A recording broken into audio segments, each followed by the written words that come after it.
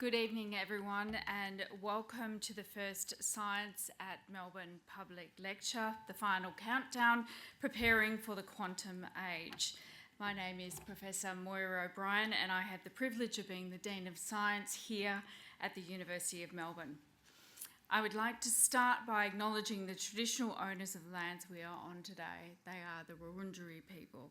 I also acknowledge the traditional owners and First Nations people of the lands for which our online audiences are joining us from around Australia and overseas.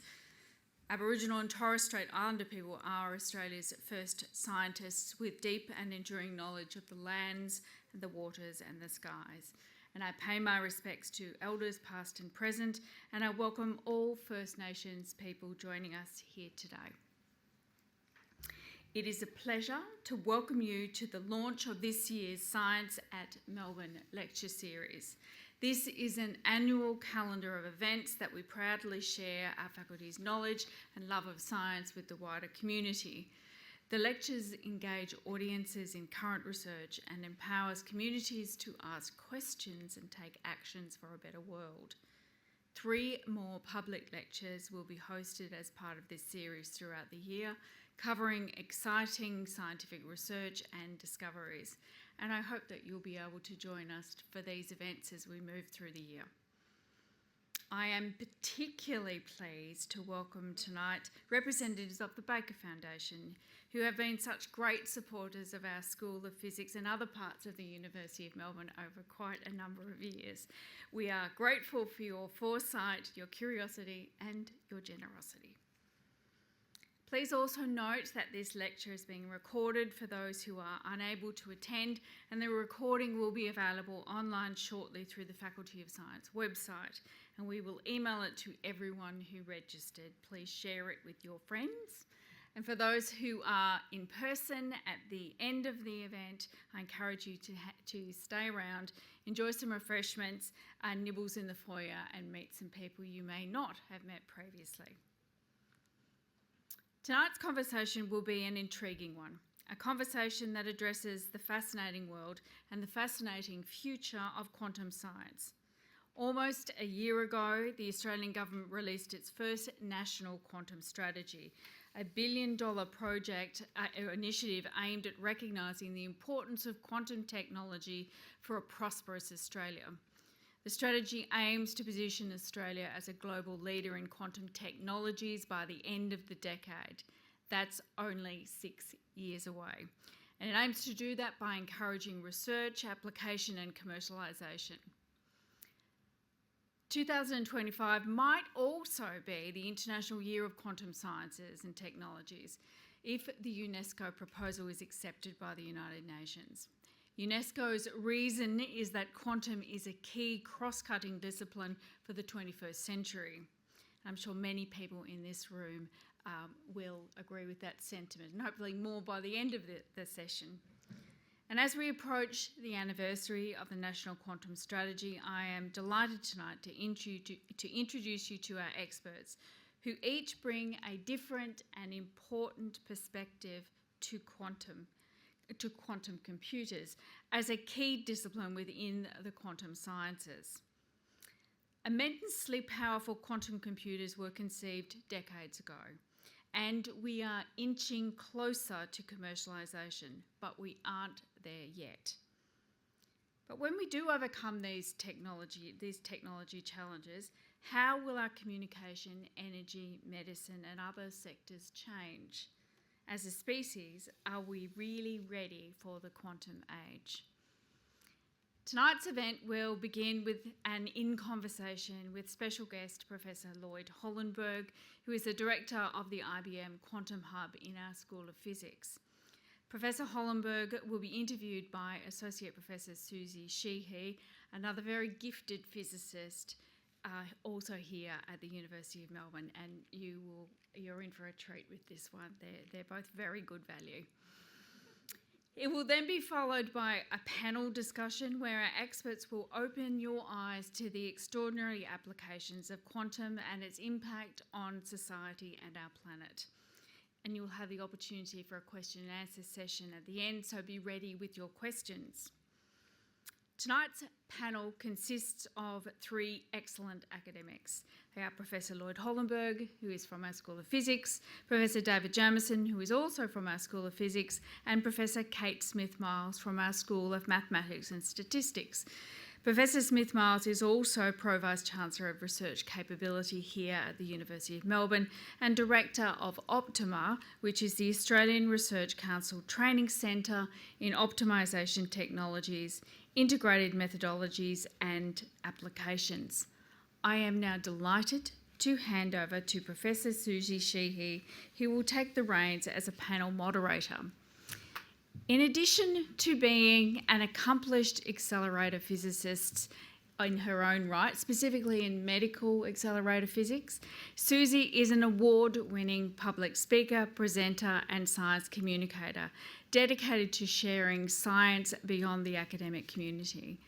Her 2018 TED Talk on the case for curiosity-driven research has been viewed more than 1.8 million times, and I can thoroughly recommend it. She has also, quite recently, indeed 2022, published her first book, which is entitled The Matter of Everything, 12 Experiments That Changed the World, to share her love of these experiments and science with others. I hand over to Suzie. Thank you. Thanks so much, Moira. Thank you for the beautiful introduction. It's an absolute pleasure to see so many people here tonight, and welcome if you haven't been to Melbourne Connect before or to any of the Science at Melbourne lectures. So the good news tonight is that I'm in your shoes. I'm not a quantum computer expert, which is why we have three experts that we'll be having on the panel. But first we thought we'd spend 30 minutes letting me grill an expert in the subject so that we can all get a bit of a grounding before we dive into some of the gnarlier questions, I think. So Moira's already given a bit of an introduction, but Professor Lloyd Hollenberg is the Thomas Baker Chair and Melbourne Laureate Professor and Director of the IBM Quantum Hub, as we heard. Is Professor in the School of Physics up the road, where I work as well, and Deputy Director of the Centre of Excellence for Quantum Computation and Communication Technology. Now, I have a bio that's about 7 pages long, so we'll take 3 hours to go no, we won't. It's a very impressive bio, that's all I need to say. The main thing I think you need to know tonight is that Lloyd has been a driving force behind the technology for silicon-based quantum computers for more than 20 years in both a theoretical and experimental forefront of that work. So you have the absolute expert with us now. So I get to grill him, which is very exciting. And I think the place I want to start, Lloyd, is we hear this word quantum thrown around a lot. Now, not all of us did 4 years of undergraduate quantum physics, and so it's not entirely clear, but what is quantum about quantum computing? Thank you, Suzie, and thanks for the introduction. Hi, everyone. Yes, that is a bit of a Dorothy Dixer, because I do have some visual aids here. What I don't have is a clicker. So if somebody could advance a slide, that would be nice.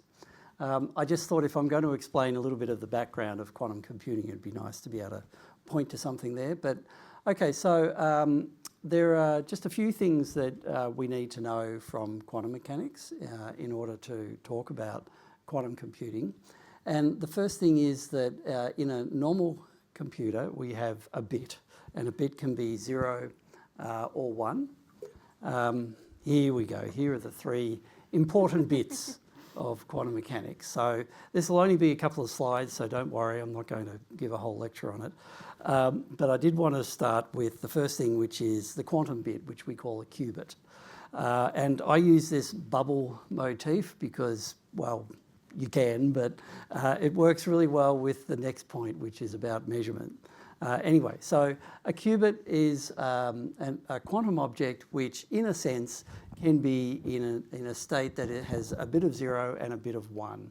And there's a lot of mathematics behind that. But for the purposes here, it's in its own little quantum bubble. You don't know what particular state you will get when you measure it. So when you observe this quantum bubble, it will burst and will give you one of the results essentially at random, 0 or a 1. But the thing is that if you're designing the technology with qubits and you're designing the qubits and controlling them, you can actually dial in that relative probability. And that goes to the heart of how quantum computers work. You can control that process to a certain extent. You can't say exactly when you get a 0 when you measure or a 1, but you can tune the probabilities. Okay, then the last point is quantum entanglement. And that's the aspect of quantum mechanics that Einstein found a little bit too spooky to really accept. Nevertheless, we know that entanglement actually is a property of the physical world. In just shorthand, it means that if I have two of these qubits and I put them in their own quantum state and then I separate them and I make a measurement on one of them, that will dictate what the measurement will be on the other one. There's no communication, they just know that this is how they're connected. Now, in a quantum computer, that's a really important aspect of how the power of quantum computing is generated through quantum mechanics. And Lloyd, can I check with you on that? When you change the state of one qubit but it's entangled with another, does that happen instantaneously? Like, is there a limitation like the speed of light between them, and do we know that? As far as we know, it's instantaneous. And Is that what's spooky? That is quite spooky because it sounds like you're communicating faster than the speed of light, Right. but you can't communicate with this effect. Okay. That's something you can prove. Okay, so it sounds spooky, but and it is, and it's really weird, but it is the way the world works. But it doesn't spoil Einstein's view of communication, which is you can't go faster than the speed of light. Okay, so the next bit is, okay, given all of that quantum mechanics, how does a quantum computer work? So in one slide, these are the essentials. So now imagine you have 4 of these qubits and you put them together in a quantum bubble themselves. Well, if each qubit is in a combination of 0 and 1, you can make 16 possible combinations of all zeros through to all ones.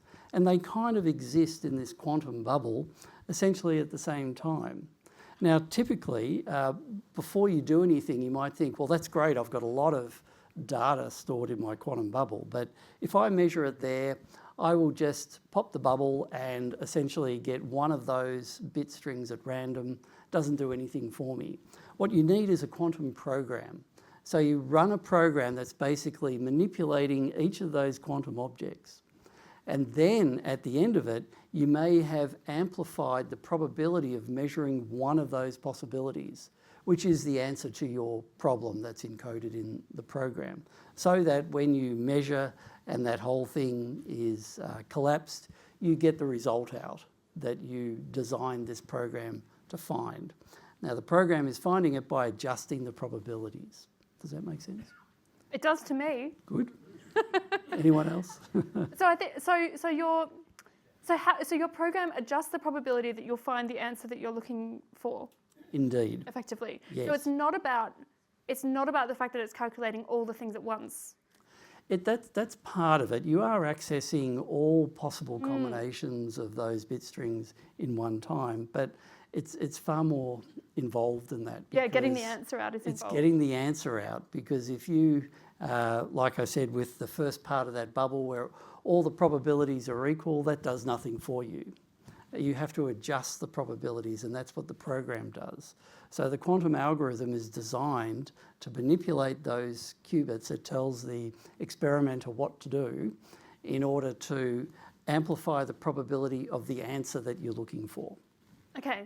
Yes. So, I mean, we've all heard in the news about quantum computers, right? They're pretty much everywhere. Well, in my news feeds, they're everywhere anyway. And it's sort of an increasingly hot topic. And it seems to me as well from the news that it's also a growing priority for governments as well. Indeed. And we'll get to a bit more about that a little later when we've got the other panel members here. But for now, Lloyd, I think what I'd like to understand next is what's so exciting about that? I mean, so far you've presented to us, we have this system, we can encode some information, and if we use it correctly and have the right algorithm, we can pull out the answer to that. But what makes that exciting?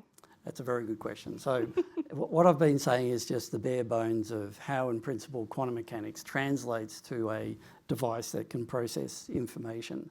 But there are certain problems that you can find a quantum program for that will do things exponentially faster than a normal supercomputer could. And the first one of those that was found was the prime factoring problem. So if you have a semi-prime number, it's made of the product of two primes, and we may hear about this a little bit later, it's very hard if you were given that number to find what those prime factors are.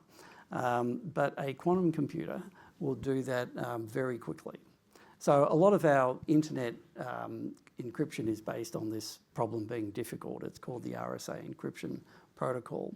And basically the data is encoded with a very large semi-prime number of many hundreds of digits, which would take thousands of years, if not longer, to run through all the possible factors until you actually find the two that would break the key.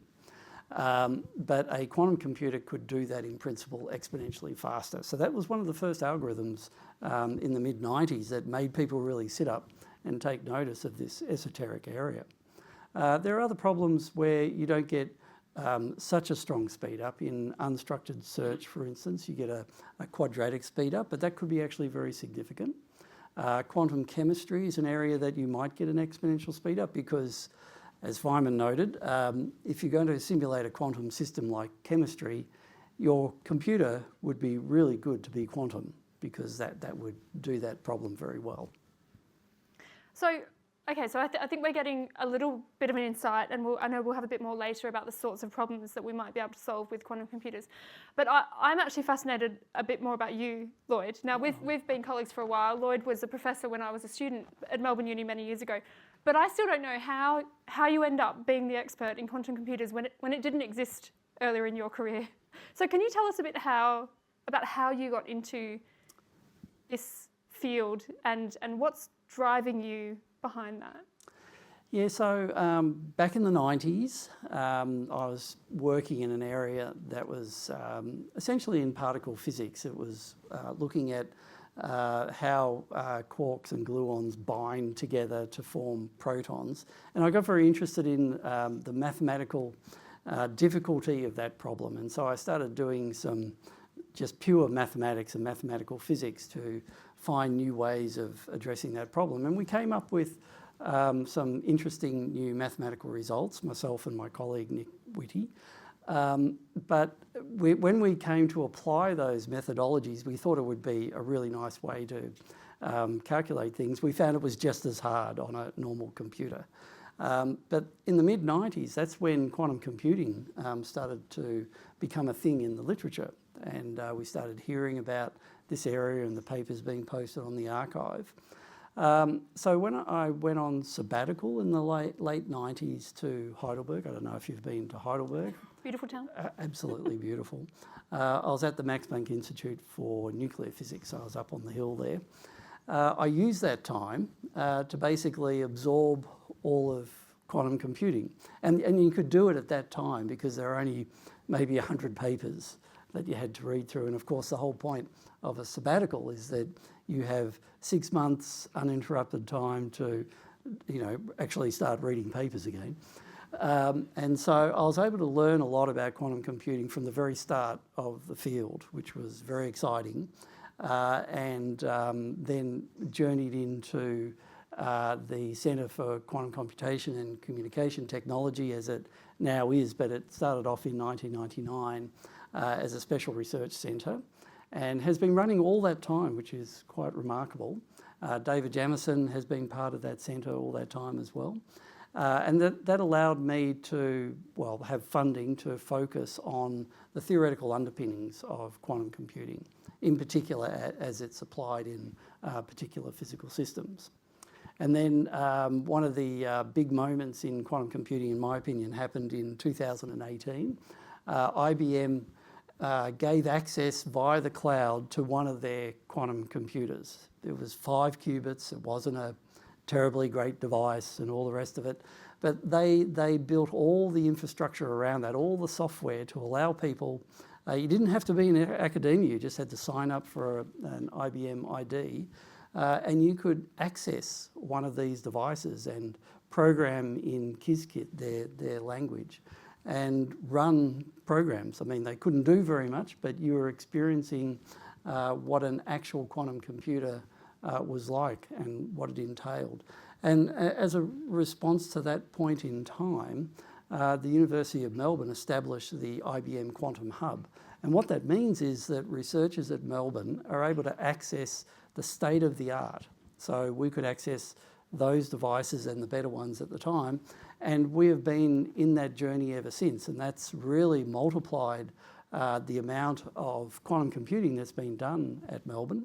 So many more academics, many more students being involved, not just from the School of Physics, from maths, chemistry, other faculties, engineering, computer science, finance and the like. So you have subjects in quantum computing now, don't you? Indeed we do. Where you teach people how to program. Around about that time as well, we started thinking about how would we teach quantum computing. And the one thing I knew about quantum computing was the mathematics does get a little bit dry. And if you're talking about a single qubit, it's all about multiplying out 2 by 2 matrices. And that's not a lot of fun. So we also embarked on building educational simulation environments. So students would be able to sit down in a lab in the first week, and instead of multiplying those matrices out, they're actually programming in the quantum computing languages that are appropriate for the systems, including IBM. And the important thing is we didn't just do that for physics students, because that's easy. We made that course available to any student who had first year mathematics. And that meant that we could get a lot of computer science students, people from finance, from all different areas who are ultimately going to be the end users of this technology. Give them the 3 points of quantum mechanics, just enough to understand how these systems work and how you program them. So that's been a very exciting part of the whole journey. Yeah, and I can see, I can see that at some point there was this clear question that sort of led you down this track of Yes. thinking this is the future.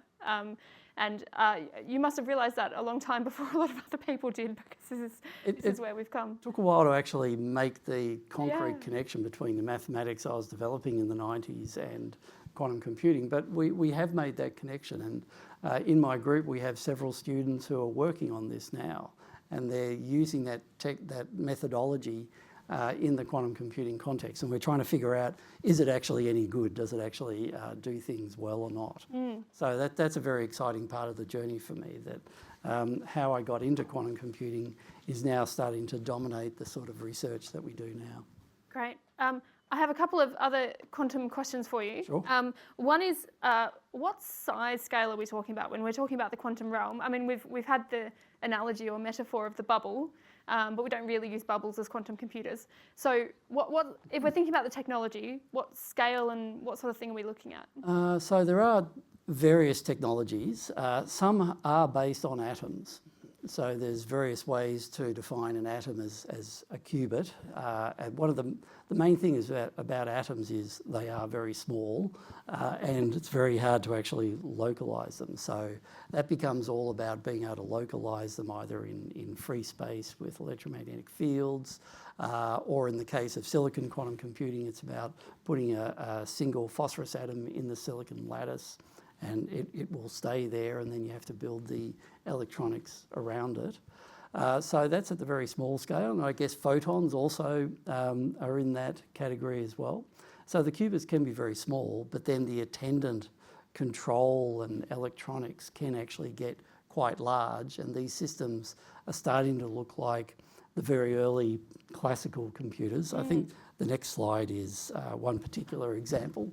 I'll put it up there. So this is what I think of when someone mentions a quantum computer. But in preparing for this, Lloyd pointed to it and said, no, that's not the quantum computer. Yeah, most of that is not the quantum. Well, it is in the sense that all the wires coming out from the very bottom are to do with control and all the electronics that's behind the scenes, right down the bottom. So this is the structure that would be inside what's called a dilution fridge. It gets very, very cold through it being filled with liquid helium. And the various stages are at different temperatures. And at the very bottom, it's the coldest. And right in the bottom there is a chip. And for these IBM systems, the qubit is actually not that small. It's a little superconducting circuit, tens of microns in size, if not larger. And so these are very different to the matter-based qubits where it's about atoms and photons or electrons. These are actually larger systems. Now the size of the qubit is really going to dictate how the rest of the size of the quantum computer goes. So obviously, as you scale up a system like this, because the qubits are quite large, then you soon fill up a chip if you need millions of qubits. You can obviously have millions of atoms and they won't occupy a lot of space, but all the control electronics will. And so sometimes some systems, the qubits are too close and you can't get the electronics in. And it's all about being able to sort of spread them apart somehow so that they can still interact. So there's a lot of those trade-offs happening right now as people design the architectures for quantum computers. One other thing I hear thrown around a lot, just in terms of quantum words that I feel like we should know before we go on with our other experts, is quantum coherence. What's quantum coherence? Well, if you go back to the bubble and you think about the 0 and the 1 there, if they're in a quantum state and not affected by the environment, we say that's very quantum coherent. But you can imagine a quantum computer like this, where it's at the bottom of a fridge. There's lots of control wires, lots of electromagnetic fields around. They're kind of disrupting what's happening to the qubit. And the reason you have to make it so cold is those qubits don't like being heated up because the environment really starts to affect what's happening. They are losing their quantum coherence. So quantum coherence is a measure of how quantum the overall state is. That's one way to put it. So we're back at the start about what's quantum with quantum computing. So I think we've touched on a few things here. We've touched on mathematics, and we've actually started to touch on some of the technology as well. So unless there's anything you'd like to add first, I feel like we ought to grab our other panellists up so that we have, we have a few more. Oh, it's only the timeline, Okay, yeah. And by way of introduction, I've got thank you. Kate and David's credentials. Obviously, they do a lot of other things than just quantum computing, but in terms of where we are here today, talking about quantum computing, I thought it might be good to let's map through this story a little bit actually, and then we'll bring the rest of the. Oh, okay, yeah. So this is kind of the timeline I was talking about. So in 1999, the Australian Research Council funded a special research centre in quantum computing that was led by Bob Clark. And it's basically evolved in incarnations continuously ever since. It's the longest running centre of excellence now. In 2003 it became one of the first centres of excellence and is formally funded out to 2025, and we expect it to evolve. As I said, 2018 was a very important point in quantum computing because that's when cloud access to quantum computers happened, and we formed the one of 4 hubs around the world at the time was the University of Melbourne Quantum Hub, and that's allowed us to stay at the forefront of quantum computers. IBM systems now are up to about 1,000 qubits. We are able to fully entangle, well, not fully, but entangle in a certain way 414 qubits. So that's somewhat of a record in terms of showing that you can entangle that many qubits. And then going forward, because it's, the quantum journey at Melbourne wasn't just about quantum computing, but also other technologies related to quantum, such as quantum sensing, we're part of a centre for quantum biotechnology. And so that's a very exciting new centre, and my little corner of that is in quantum computing, but as applied to biological problems such as chemistry and bioinformatics. Wonderful. Okay, so Okay, just that's wanted to the get that out. journey, and I think, I mean, the reason I asked Lloyd to give that context as well is to just put in context that, you know, Australia and Melbourne are really on the cutting edge of this kind of technology. It's not something remote to us that happens just in the US or in other countries, you know, and the fact that when I found out that Melbourne was one of the 4 IBM quantum hubs, I was like, that's actually quite remarkable given the many excellent universities in the world that could have gone to. So it's a real marker of the expertise that we have around here, who we've managed to bring on stage for you tonight. So the 2 other areas I think we're going to speak to are around the technology and also the mathematics and the algorithms of quantum computing. And so I'd like to ask David and Kate to please make their way up to the stage. Let's give them a round of applause as they come up. Thank you. And I'll just give a bit more of an intro to both our additional panellists who've joined us for the evening. So I'll start on the end with Professor Kate Smith-Miles. No, that's my bio. Let's use the right one, shall we? So Professor Kate Smith-Miles is extremely well known in the university, both because she's Pro-Vice Chancellor of Research Capability. She's also a Melbourne Laureate Professor and a very well known mathematician and supporter of researchers in the university, and the Director of Optima, as was alluded to before. So as Pro-Vice Chancellor of Research Capability, she's also Director of the ARC Industrial Transformation Training Centre, that's Optima Centre that we said before. She has so many awards on her bio that I'm not even sure if I can read them all out because it would embarrass her. But needless to say, Kate is an absolute expert in mathematics, and as Lloyd alluded to in our introduction, actually figuring out what problems quantum computers can solve and how to design algorithms to solve them is going to be an incredibly important part of their impact in the future. So welcome, Kate. Thank you for coming. And my final speaker to introduce tonight is Professor David Jamieson, who's also in the School of Physics. So the 3 of us are in the same building every day. So as well as being Professor of Physics at the University of Melbourne, he has worked in a number of places abroad, including in the USA at Caltech and at Oxford in the UK. We share that in common. David has held many senior positions in physics and really driven forward a lot of physics institutions in Australia, including being president of the Australian Institute of Physics and also being the head of our School of Physics for many years at the University of Melbourne. So one of David's areas of expertise is ion beam physics. We have that in common as well because I work with particle accelerators, but David is bringing along tonight the perspective of trying to develop quantum computing technologies. So I won't say any more because I'm sure you'll introduce us to that area there. Now I'm just letting Kate and David settle in for a second. I'm just going to come back to you, Lloyd, to start with, because we didn't mention one thing, which is how many quantum computers actually exist and where are they? We had a picture, so there's one. There's that one. There are actually many, and it depends on how you define a quantum computer. I mean, strictly speaking, 2 qubits and you have a quantum computer that can run the very basic quantum algorithm.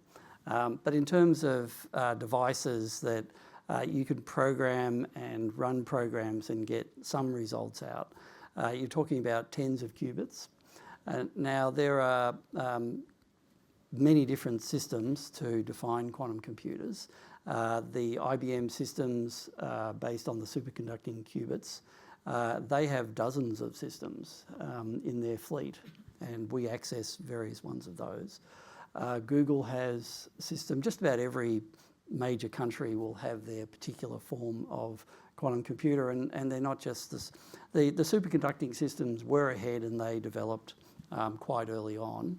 But there are also now a lot of trapped ion quantum computers, and these are charged atoms that are actually in special traps, and they move around and they will interact and then move back, and they have the feature that they're very quantum coherent. So the errors that are induced by their interaction with the environment are very low. And because we have all these different systems now, we can really start comparing how they perform. So the superconducting systems may not be as quantum coherent. They are harder to get the errors under control, although they are very, very good.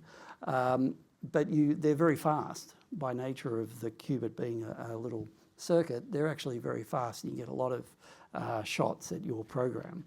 The ion trap quantum computers are much slower. So they're a little bit more accurate, but it takes a lot longer to get the results through. So there are all these interesting differences. There are other types of atom computers, the neutral atom quantum computers, and on the horizon I think we'll see the photonic quantum computers start to really come into their own. So would you put it in the tens, hundreds or thousands of quantum computers, depending on how you count them? I would say tens. Okay, tens. Yeah, But there are serious competing quantum technologies. computers. Yes. Yeah, Yes. great.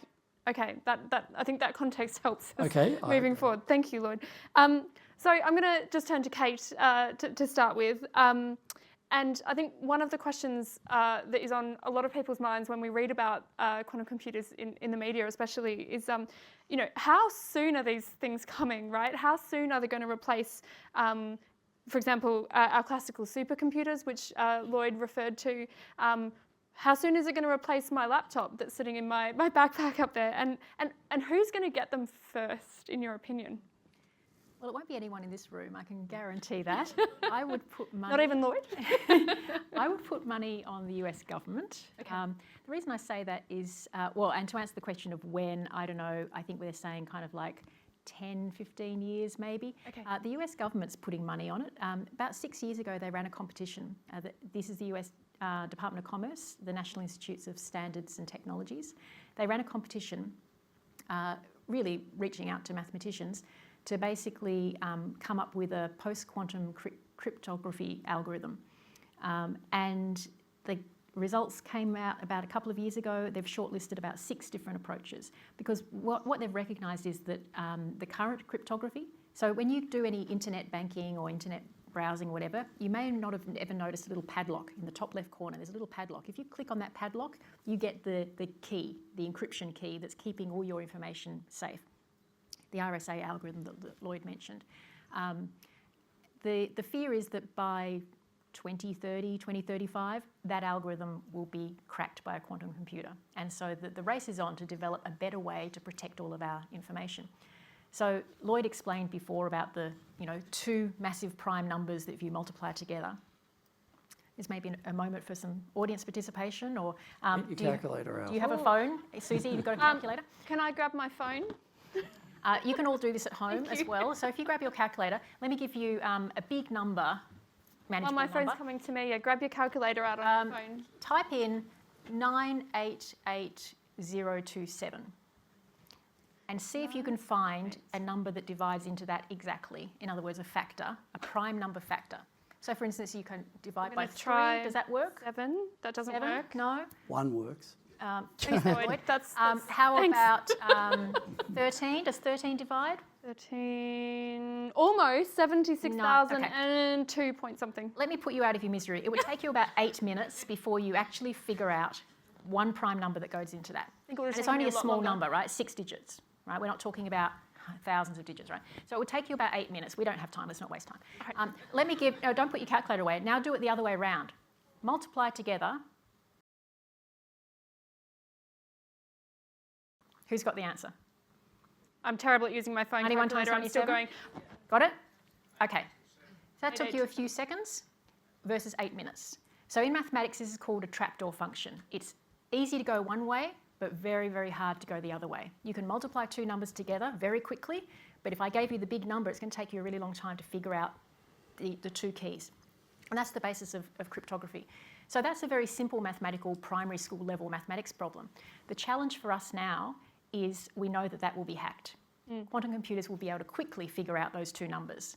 And we're very nervous about it. The US government's very nervous about it. They've issued this competition to basically say, is there a different trapdoor function? What mathematical ideas do we have that doesn't involve multiplying 2 prime numbers together? Is there another trapdoor function that's hard one way but easy the other? And so that's what the race is on, to try to come up with a new approach to post-quantum cryptography. So my money will be the US government will get this quantum computer first because there's a responsibility to protect all of our information and privacy. And and we need them to have it first because we rely on all of that. You don't need it on your, you can keep your laptop, Suzie.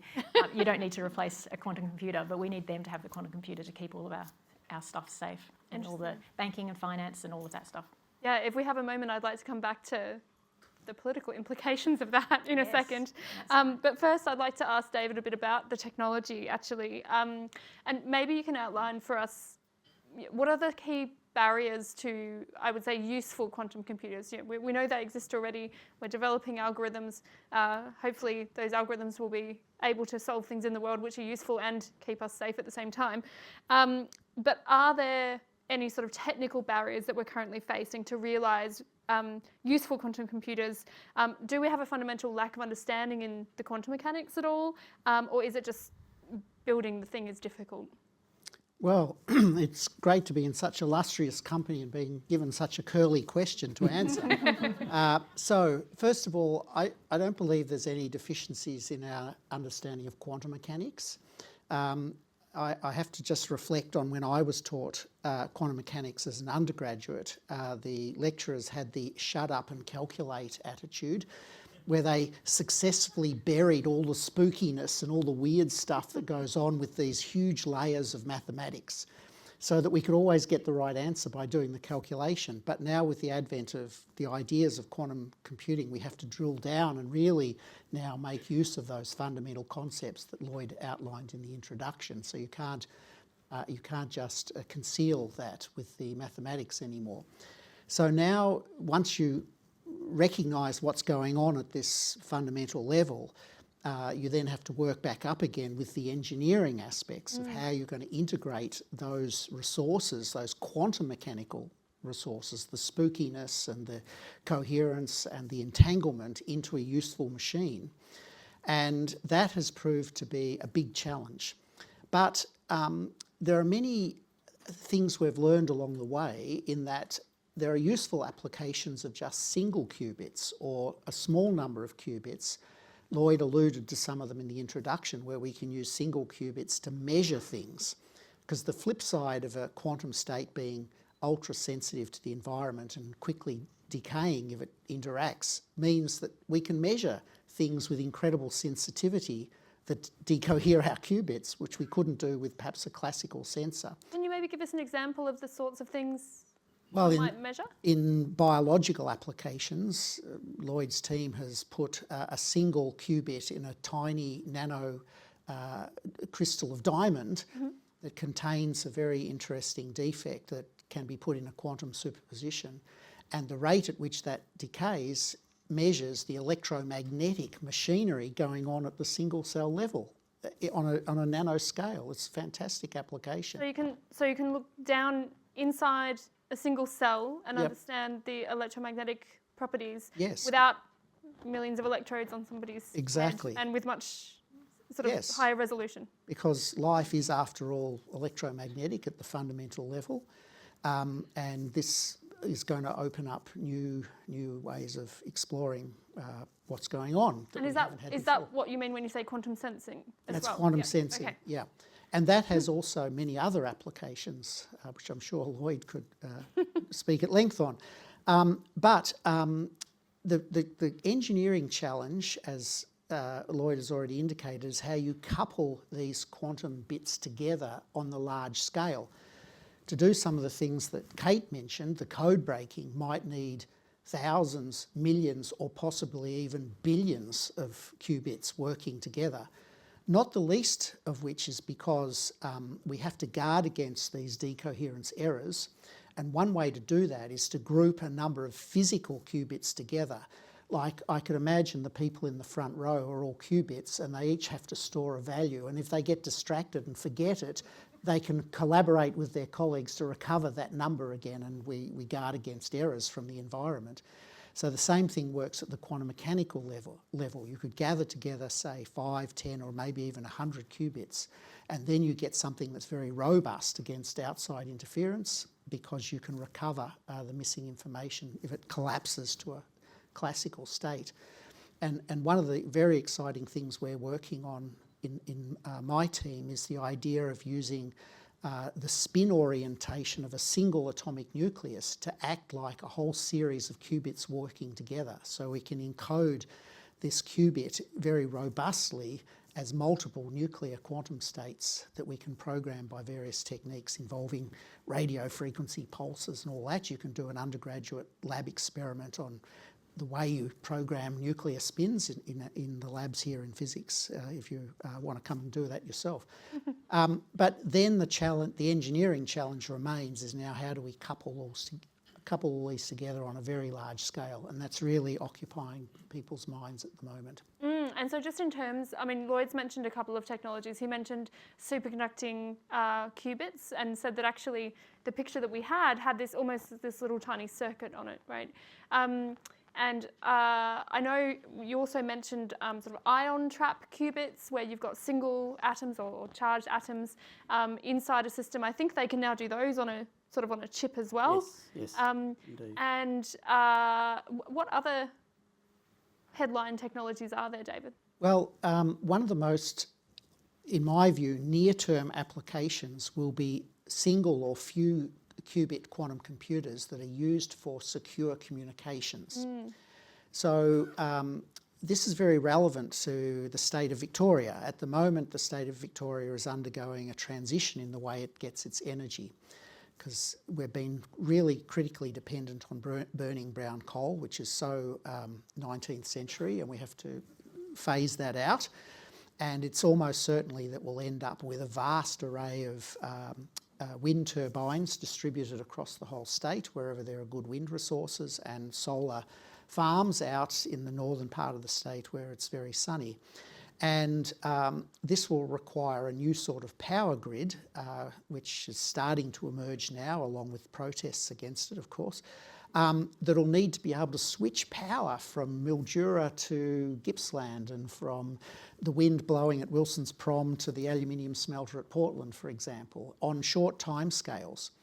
And that means alongside the physical wires and the towers, which will have to be a lot stronger in the future so they don't blow over like they seem to happen all the time now, there'll have to be in parallel with that a control grid that tells when to switch the power, where to switch it, where the wind's blowing, where the power is needed. And we don't want to expose one of the most important bit of civil infrastructure, the power grid, to the internet, because that's a hostile world out there. So in my view, the near-term applications of the quantum computers will be to secure our power grid, which only needs a few qubits to generate quantum states to communicate, that if they're intercepted, you get a warning flag. Oh, someone has intercepted your quantum state and has decohered it into its classical state. Let that be a warning that you can't trust this information anymore. And the Americans are likewise well ahead of us in this respect, and they've had numerous very high-level investigations of how to secure the power grid with quantum mechanical methods, because at the moment it's, quote, dangerously insecure.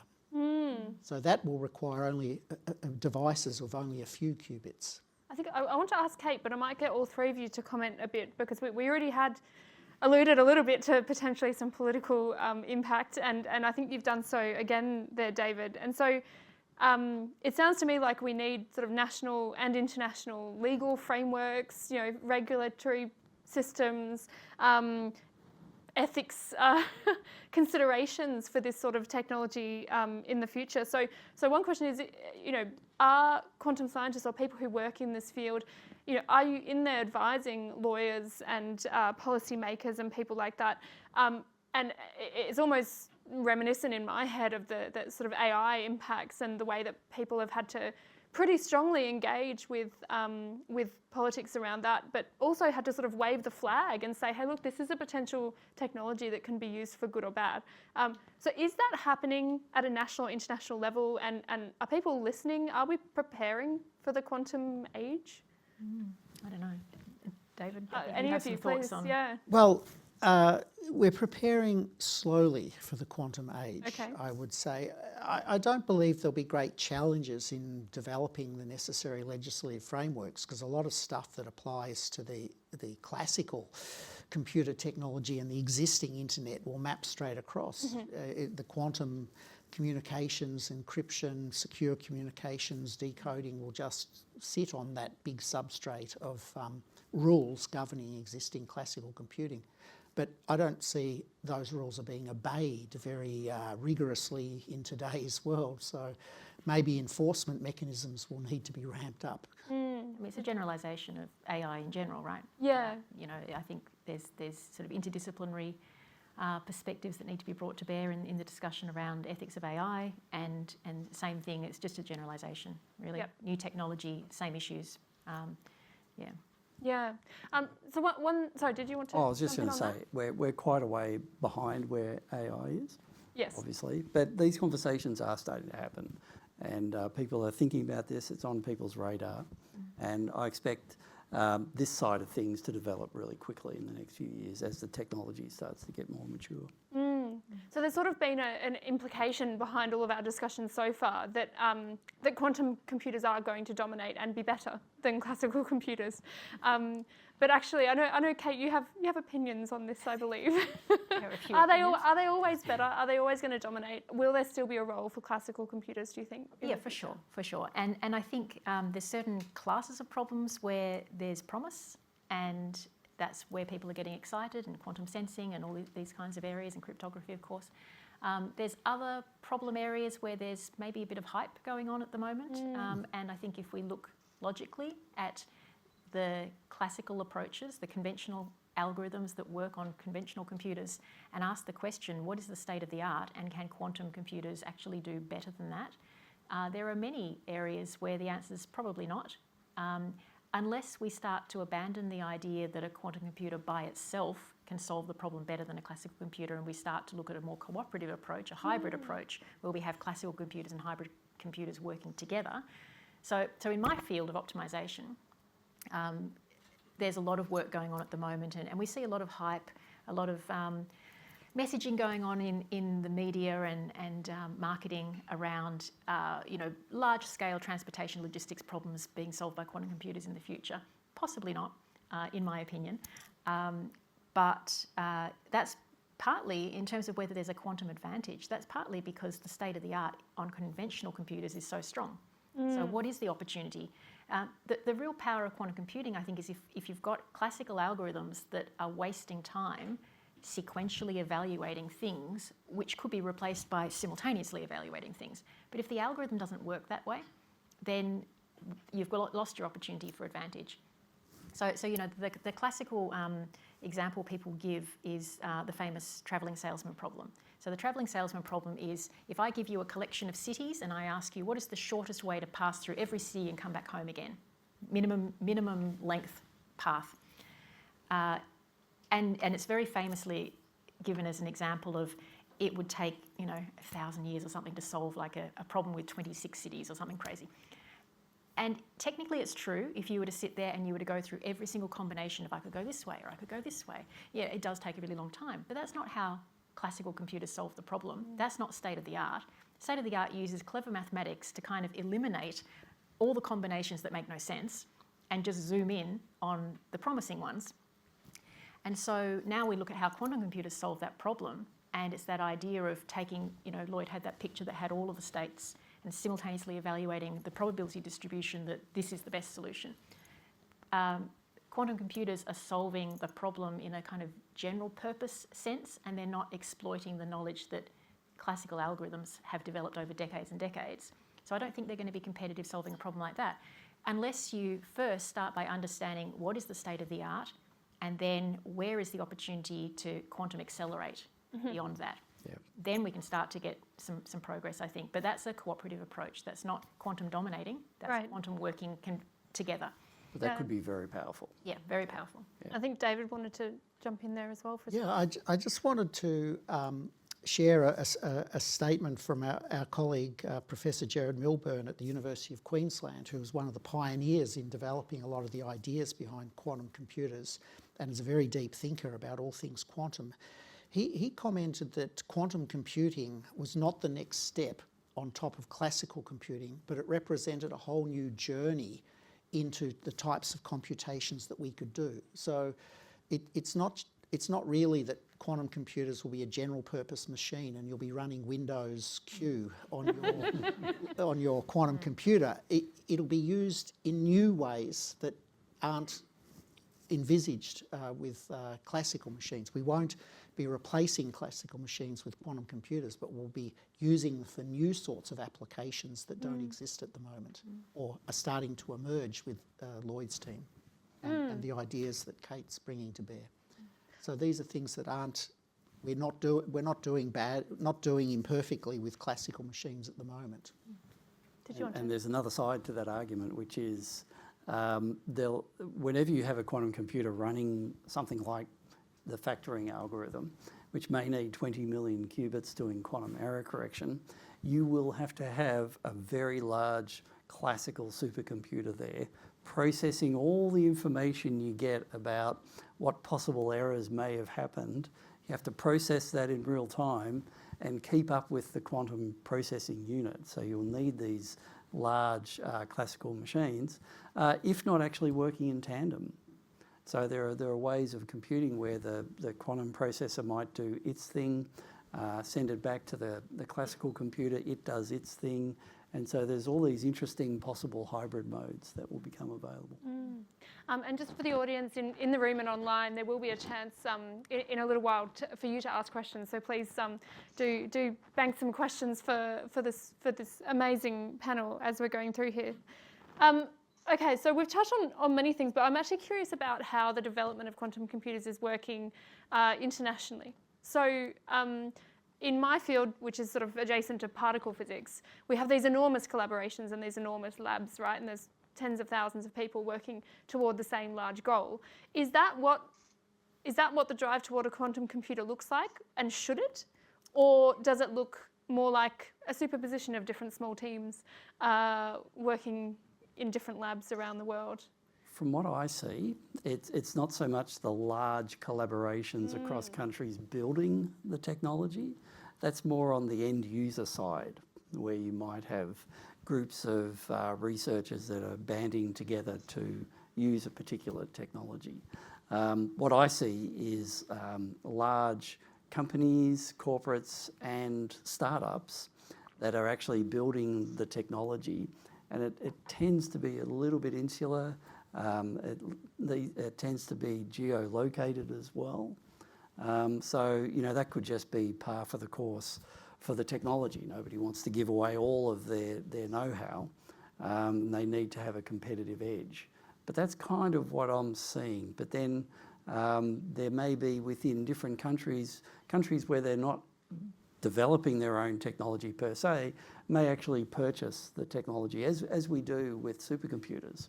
We don't build supercomputers, but we buy them and we use them in our national infrastructure.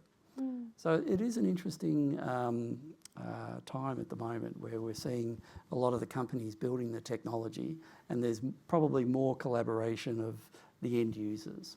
So what's the role there between the companies and industry, who clearly have a vested interest but are also putting in a lot of funding and money into these, and say researchers on the curiosity-driven end of research? What's that relationship like? I mean, that's sort of that cusp at which you're working. So with our relationship with IBM, we are accessing their technology. That's essentially a commercial arrangement, but it's working very well for us because we get a lot of throughput in that's distributed across a lot of researchers. If we go to other companies, it might cost a lot more money. So I think that's going to be one of the interesting barriers. How do researchers at different universities that are more curiosity-driven get access to the technology in an equitable way? I think that's going to be a big challenge going forward. Yeah, if I want to solve something that doesn't necessarily have a big, money-spinning application, but I'm just curious about the Higgs boson, will I be able to access a quantum computer, or will I be left behind if I don't, somehow partner with you, Lloyd? I don't know how this is going to work going into the future. I hope there's a way that the technology is made available. I tend to think in the way that we get access to supercomputing. You know, no university can afford the sort of supercomputers that the national infrastructure has. But there's a competitive scheme where you apply for time, and if your project is deemed good enough, then you get that time on that machine. And that's a fairer way to distribute those resources, I think. So I hope it goes in that direction. Yeah, sort of tied with that as well as the question of intellectual property, right? So if these companies patent the intellectual property that's crucial behind these technologies that you're accessing, is that going to hold us up, or is that going to potentially even accelerate the process of us implementing quantum computers in a useful way? Any opinions? Well, we patent ideas all the time. Well, I don't do it all the time, but I can mark several in my career. And my first foray into that area was actually a quantum algorithm to do bioinformatics, which sounds great, but I was a little bit ahead of the curve because that was back in 2000. So it was totally useless. 24 years ahead of the curve. Yeah, totally useless as a patent, but it was immensely fun to put that together. But patents, I think, are fine because, you know, eventually those ideas are published. There's a small amount of time where if you want to do something commercial with those ideas, you have that time to do that.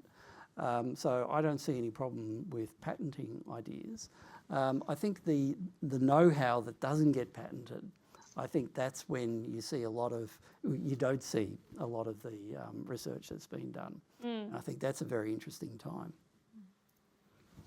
Any takers on that? Yeah, if I may, I'd like to put the question in the other direction and reflect back on the history of classical computers that spans my career when I had the very first 286 computer in the School of Physics, and people used to queue up to use it. And, you know, it had a massive 20 megabyte disk drive. I mean, well, it's a serious machine.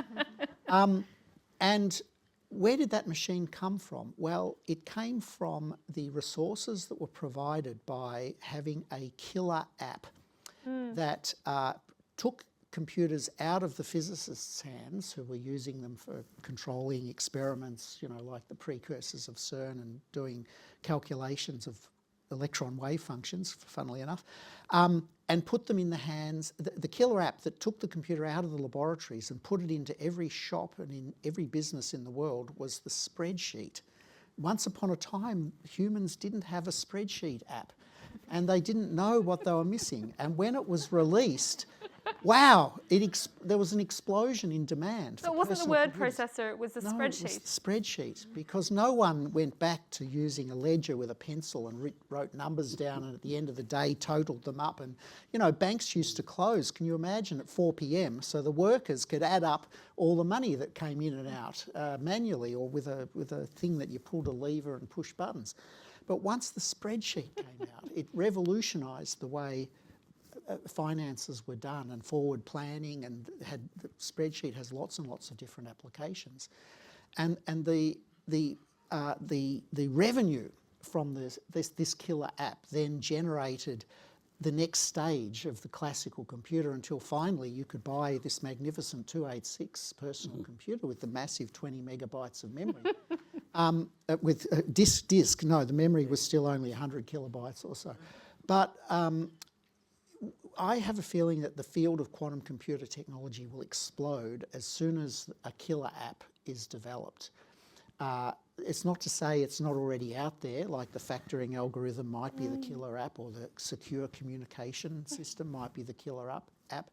But if there's something analogous to the spreadsheet that is the quantum killer app that can't be done on a classical machine, that will be cause a phase change in the intensity of the effort. And we know that app is out there, and it's just a matter of really perfecting it, and then the demand will drive further innovations in the field. And is that, Kate, I just want to throw to you, because as a mathematician, you're now sort of joining this field, and I know you do many other things, and quantum computing isn't the only one. No. So is the idea that the killer app might be in might be a mathematical tool something that has attracted you to the field, or are you thinking that, you know, this has been in the realm of physics for so long, it's time a mathematician talked some sense into everyone and made it useful? What's Good luck It's with probably that. it. Yeah. What got you into it? It's a good question. What got me into it? I think the question of quantum advantage got me into it. Yeah. Because what I work in my mathematics is really stress testing algorithms and trying to decide whether an algorithm can be trusted. And it became a natural question to ask whether quantum algorithms can be trusted. And when people are talking about what is the quantum advantage and trying to characterise the kinds of problems where we expect there to be quantum supremacy or a quantum advantage, and just acknowledging that it's maybe not, you know, going to be suitable for all problems. And so the work I do is really trying to characterise different problems and understand the unique strengths and weaknesses of different algorithms. And so Lloyd and I have a student, Vivek, who's over there, doing his PhD on trying to use a methodology that I've developed, and I've applied it to many problems outside quantum and many different algorithms, but we're looking at how the methodology I've developed for stress testing algorithms can shed light on some of the questions that the quantum computing people are asking, which is when you, for instance, when you use a quantum algorithm to solve an optimization problem, like the travelling salesman problem I just mentioned before, you know, the idea is that you would give it the cities and it would simultaneously evaluate all the possible tours that you could complete, and the probability distribution would magically emerge to say that's the optimal solution. Right? But so much, we're a fair way off being able to get that beautiful instant solution, because the circuit itself, there's so many questions. What's the number of layers that we need to have? How do we initialize the parameters? How do we optimize the parameters? And because that is so unknown, that's the gap between, if we knew how to fix those parameters and we knew what the optimal design was and we had that all set up, then yeah, you could just instantly get your solution and with magic. But we're a long way, there's still a lot of questions to ask about how do we answer those questions about what's the right architecture and the right choices that we make, the methods we have so many choices to make, and how do any of those optimal choices depend on the nature of the problem. So I could give you a set of cities, that, you know, Australian capital cities, we're pretty much in a circle around the coast, the major cities. That's actually an easy problem to solve, to find an optimal tour. North American cities, lots of little tightly clustered, suddenly it's the same problem, it's still a travelling salesman problem, but it's a different instance of the problem. And so when we start to look mathematically at what makes one instance of the problem easy or hard, and then we ask whether a quantum computer, you know, there's no point saying, can a quantum computer solve the travelling salesman problem? There's many different instances of the problem, some easy, some hard. And maybe we've got a lot to learn there around how to set these up, how to design them so that they can do that magical thing they're meant to do. Yeah. You mentioned the trustworthiness of an algorithm. Could you draw that out a bit?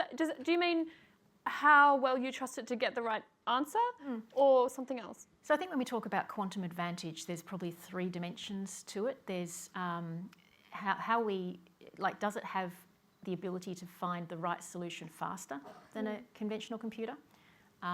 Does it have the ability to find a better quality solution? So there's a speed dimension, there's an accuracy dimension. What was the other one, Lloyd, we were talking about before? Oh, energy. You know, there's an argument that possibly, you know, maybe it gets the same solution and doesn't do it particularly faster, but it uses less energy resources than a normal computer does, right? So when we talk about what is the advantage of using a quantum algorithm to solve the problem instead of a conventional, those are a few of the considerations. So in terms of trust, though, that's really around accuracy. Can you trust the answer that it gives you? And has it been misled somehow? Those parameters weren't quite right. But in the end, when a quantum algorithm is solving an optimization problem like the travelling salesman, it's navigating this very complex landscape. And what that landscape looks like is a function of the architecture you chose and how you chose to model the problem. And it could end up getting trapped in a little, what we call a local minima, and actually the best solution is over here, but it doesn't even know that. And so that's an accuracy question. So how do you trust an algorithm? You give it lots and lots of examples and you see whether or not it gets the result that you expect. And so the methodology I've been developing over the last 15 or 20 years helps people do that, and we're just in the last recent 3-4 years, we've started applying it to quantum algorithms to shed some light on exactly what might be that quantum advantage.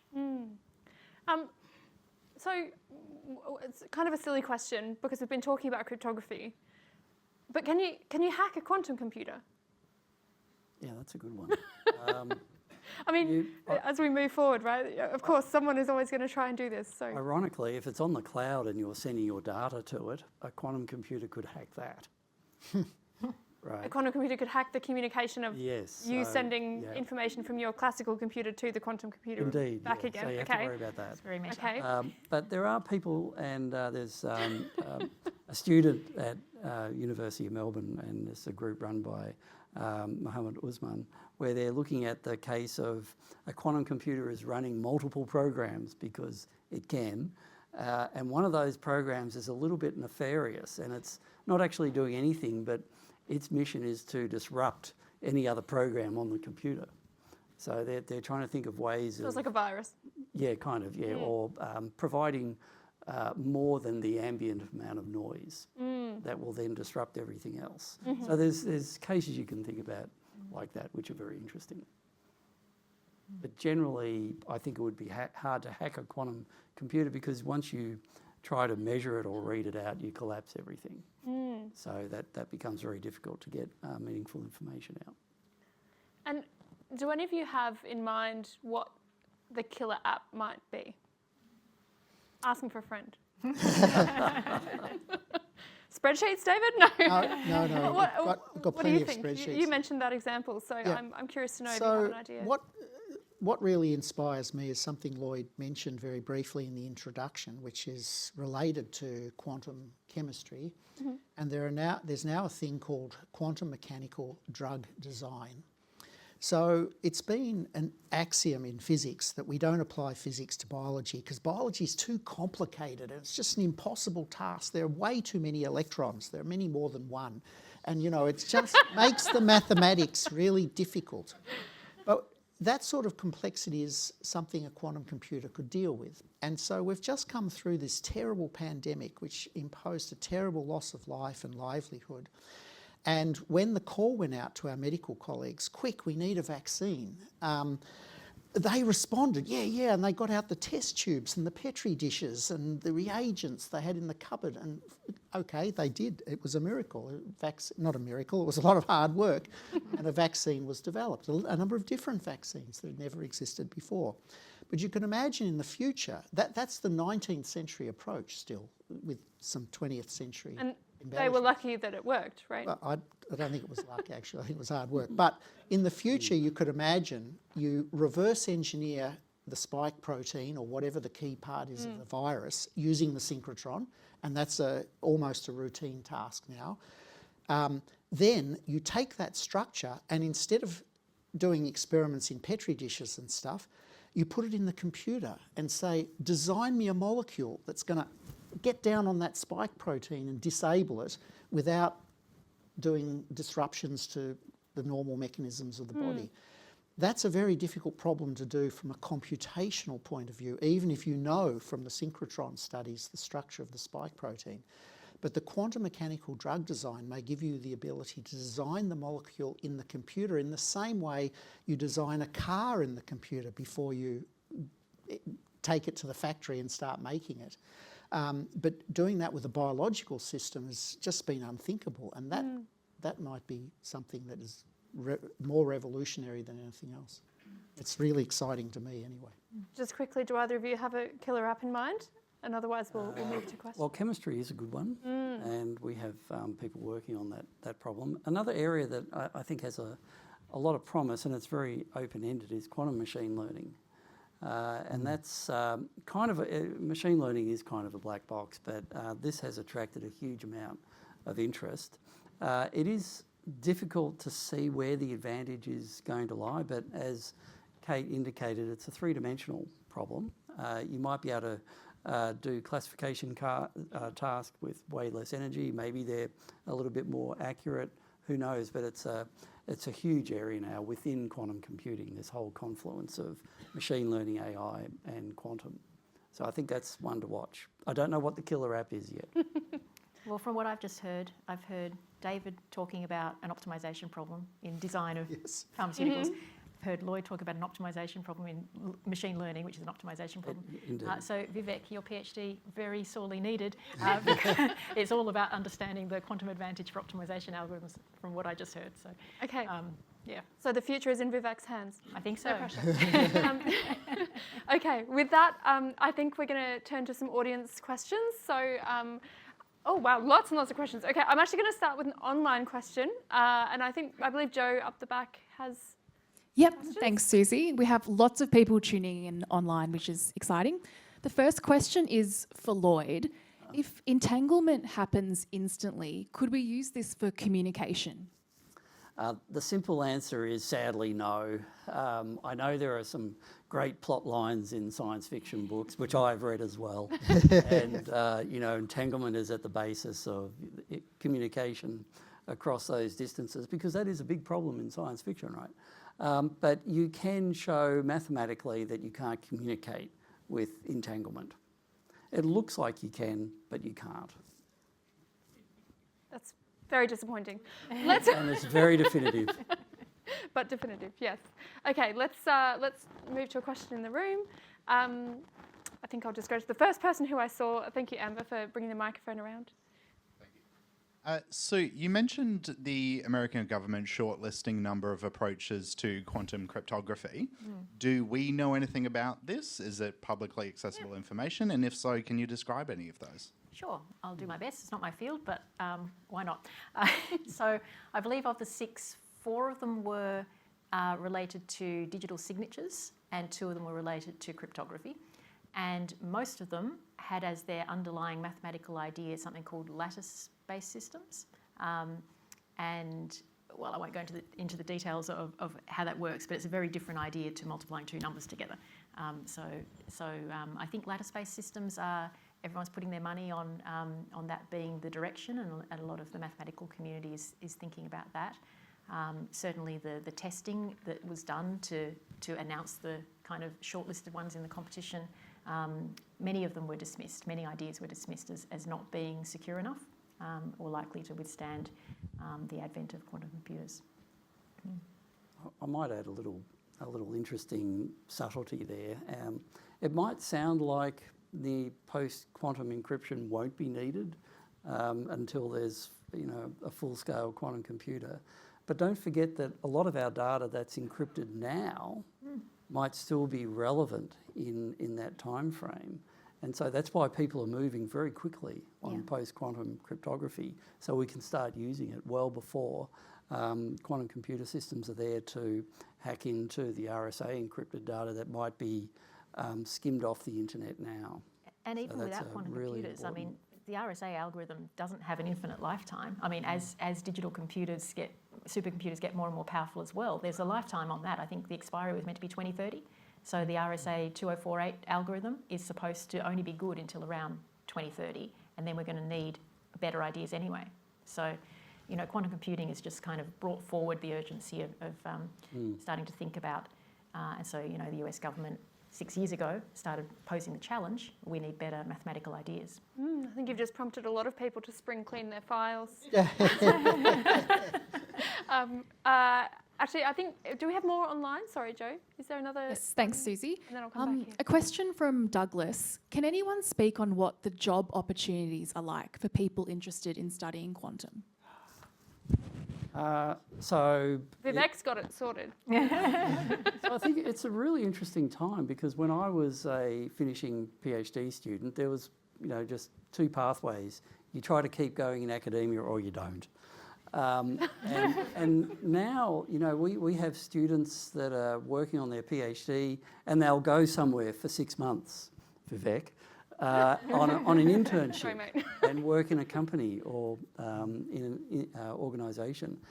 There's a lot of opportunities now, I think, so it's a very interesting time for students. It's not just the binary decision pathway, but there's a whole spectrum there. And it's fascinating for me to watch. I mean, I came through the old-fashioned way of doing things, but I'm delighted to see the opportunities that are being afforded to students, and not just at the PhD level, but also at the undergraduate and master's level as well.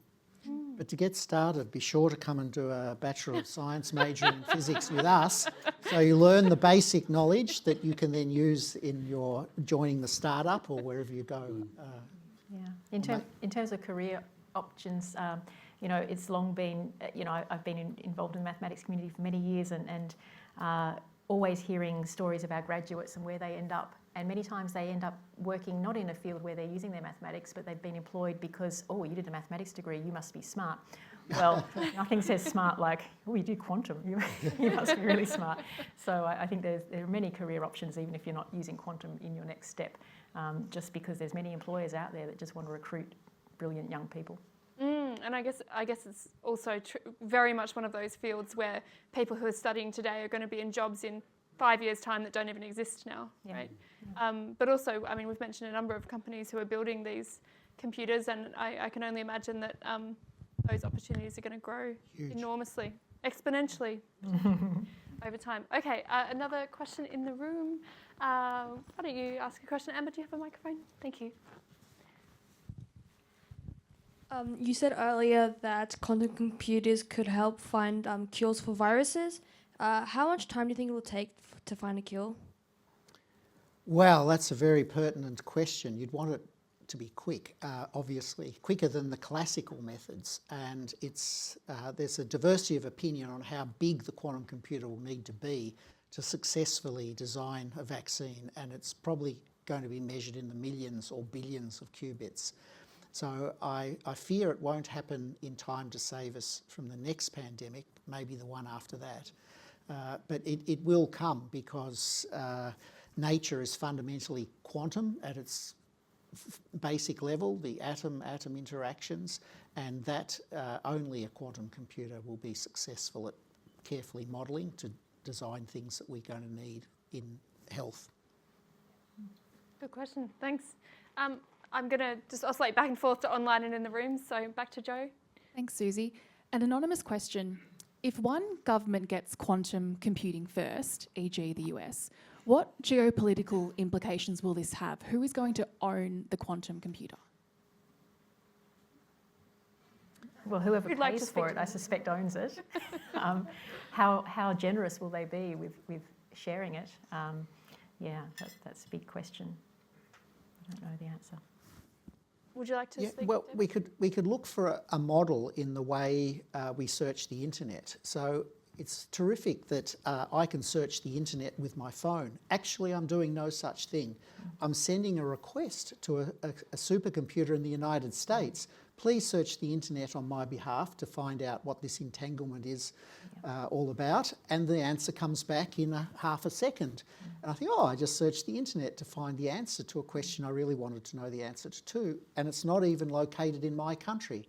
And the servers and the fibre optical communication system passes through many other countries. It's multiply redundant in case, you know, a fibre breaks and it has to be switched somewhere else. And that all seems to happen magically across international boundaries via international conventions on the way data is processed and transmitted.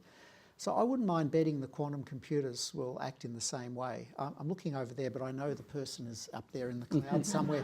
Sorry. The camera. Yeah, Down the line. the camera. Yeah, right out there.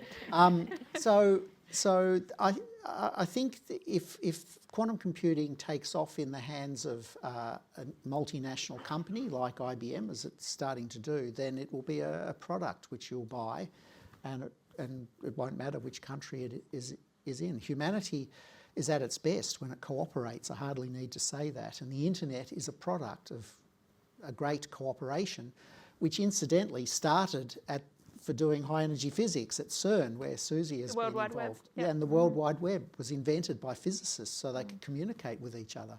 And it had a few applications in the public domain, as it's turned out. As it's turned out, just a And so few. what a wonderful thing. So I think I'm optimistic. I think humans will cooperate, and it won't matter about the physical location, which country owns it or which company owns it. Great.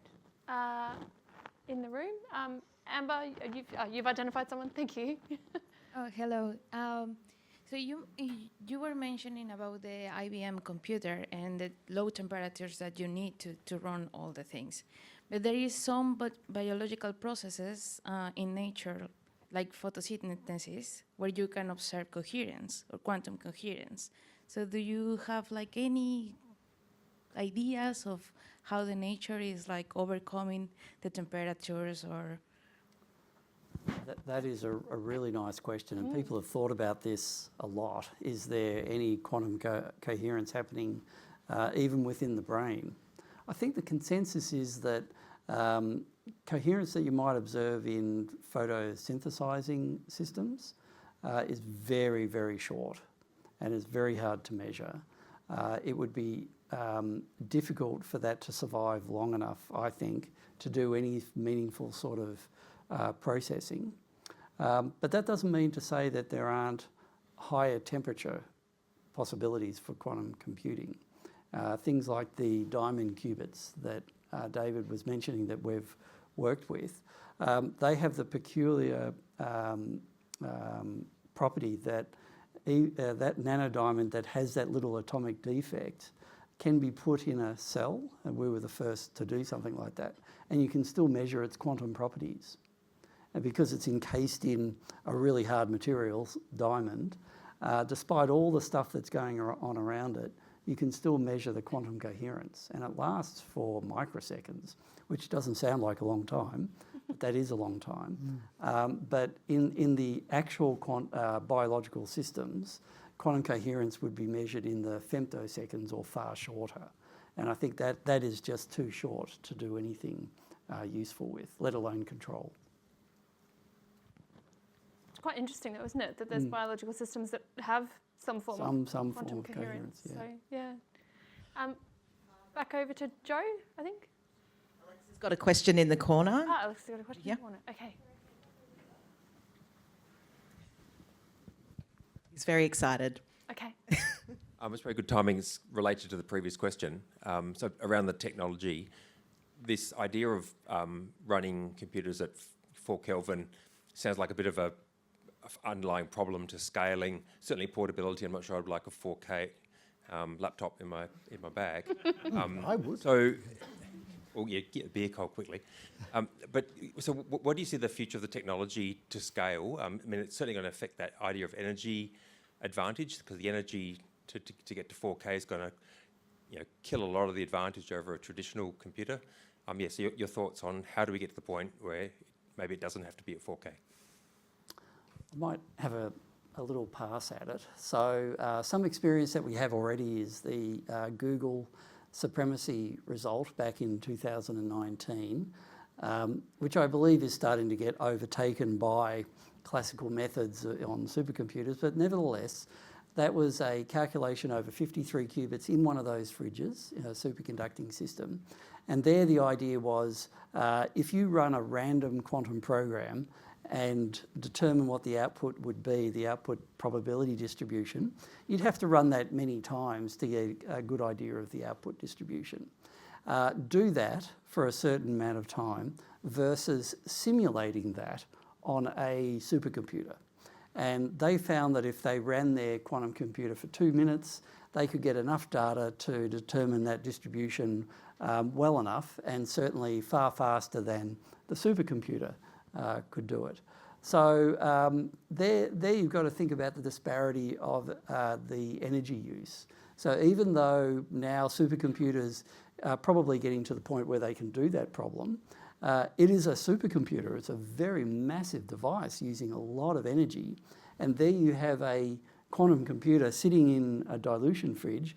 Yes, it takes a bit of power, but it's nowhere near the amount that a supercomputer would take. So that to me is representative of the possible difference in scale of energy use of these systems. So hopefully that answers the question, although I think there was also how do you scale this? If you need 20 million qubits inside one of these dilution fridges, you couldn't help but notice on that picture that the amount of space for the chip was actually very small. Well, IBM and the likes, they're starting to design larger dilution fridges, and they're thinking about how they can layer their quantum chips and communicate between them. So, you know, people are thinking about this. But I think the limitations of the dilution fridge is a rather sort of straightforward, I would hope, engineering challenge. And hopefully that can be overcome, and there are much more sort of quantum control challenges to overcome before that. Okay, I think we have time for one more question. Amber, is that? Yep, if you'd like to. Thank you. You keep talking about the bubble. Is a qubit a bubble? And the collapsing of the bubble. It's my representation of what that quantum state would be like. So a qubit could be an atom, and the atom, if you remember your high school physics, has energy levels. The qubit would be the two bottom energy levels, and we call the first one a 0 and the next one a 1. And then you can manipulate that with light and put it into this quantum superposition where effectively the 0 and the 1 are in that state, but you don't know which one it's in until you measure it. And all I'm trying to do with the bubble is represent that paradigm, that the bubble is kind of, you can't see inside it yet, but when you try to read it out, it kind of pops down and collapses to one or the other. That's what I mean by that. Great. It's not a rigorous description, let me put it that way. And I believe there's a few things outside that might help explain that as well. No, what I was going to demonstrate is how we make quantum computers out of silicon crystals doped with phosphorus atoms. Outside? Yeah. Okay, well that's a Blown up a cliffhanger. little bit. yeah, blown up. Yeah. Fantastic. Okay, well, I think we're at time. So look, I just want to thank all of you for coming along, for the excellent questions. I think some of our speakers will be around a little longer. If you can let them grab a refreshment first, maybe, before haranguing them. But for now, I'd like just to give them an enormous round of applause. Thank you. And thank you, Suzie. Very Well welcome. done. It's a pleasure. And as Moira noted at the start, this is the first in the series of the Science at Melbourne lectures for the year, so do keep an eye out for the other ones. And for those of you who are particularly interested in physics, we also have the July lectures in physics, which happen every Friday evening in July, which I also happen to curate. So I can tell you that this year's theme will be around sustainability and physics, so keep an eye out for those as well. And otherwise, please enjoy the rest of your evening. Thank you all.